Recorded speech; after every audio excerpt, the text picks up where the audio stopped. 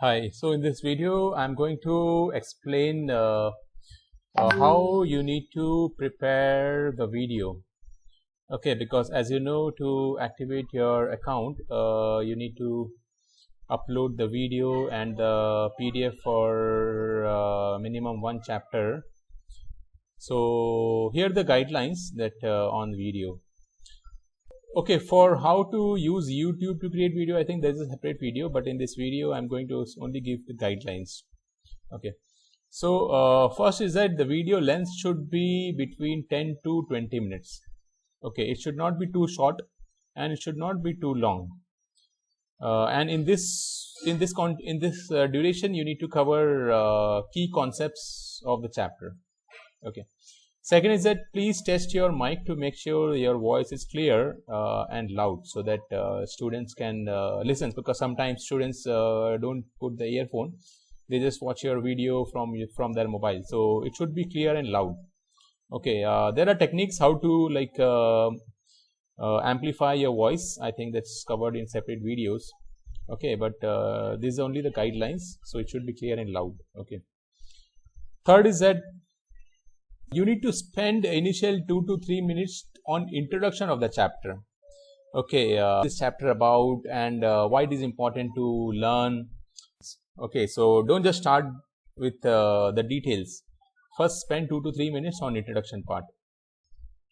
Next, focus on the key concepts of the chapters. Okay, you can use some concepts map. So I've prepared separate videos on where you get concepts map and all, but try to explain complex topics in simplified manner. Don't try to complicate things. We need to simplify very complex things. You can use any language, your like vernacular language, anything, but our objective is to simplify things and to make students understand in their own way. If the students understand Hindi, you can use Hindi language. If they understand Tamil, you can use Tamil or any vernacular language. But the thing is that you need to simplify. You need to convert those complex topics in a simplified manner.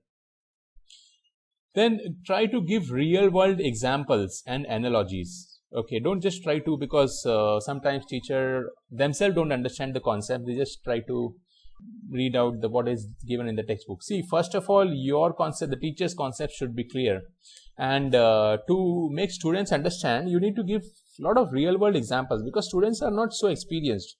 Right, when you give the examples which they have experienced, so they will understand. Students want to know the reason why they are learning, why it is important for them to learn. Then they will learn. If you just tell them some information, they won't connect with you, because they don't know the reason why it's important to learn. Okay, why it's interesting. So you need to ignite that interest among the students on learning. That's most important. Okay, you can use any language. As I said, focus should be on concepts. Okay, don't repeat, because our intention is not to memorize. We don't want students to memorize or remember things. So you don't need to repeat, because if students want to check again, they can rewind and they can do it in their phone itself. Okay, you need to be, because we have to explain a lot of things in a limited time. So we don't need to repeat anything. You have to go in a natural flow from start to end. And you have to tell like a story.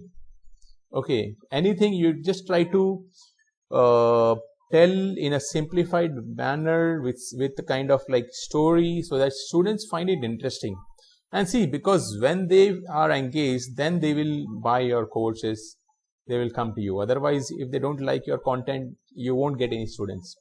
Okay, don't try to use word like, okay, remember this will come in exams, this is given in books and all, because we don't care about all these things. Okay, our objective is not to give 100 out of 100 in exams. Our objective is that students should enjoy learning and they should understand the concept, because we believe that when the students understand everything, then they can achieve success in their life. We don't believe on paper marks and all, what you get in the degree. Okay, that's a different thing. If students want, they will do their own hard work to get the marks. But here we're not going to put everything in the brain so that they get full marks, right? You can use your own teaching style. Okay, you don't need to copy, no need to feel that okay, others are teaching so well. You have to be natural. You have to use your own style.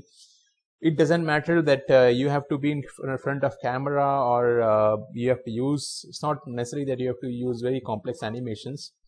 Okay, if your concepts are clear, you just have to convey the message to the students. That's all. Students don't care about students are not coming for any kind of animations. Okay, although animations are good for certain things, but you don't need to worry about that initially.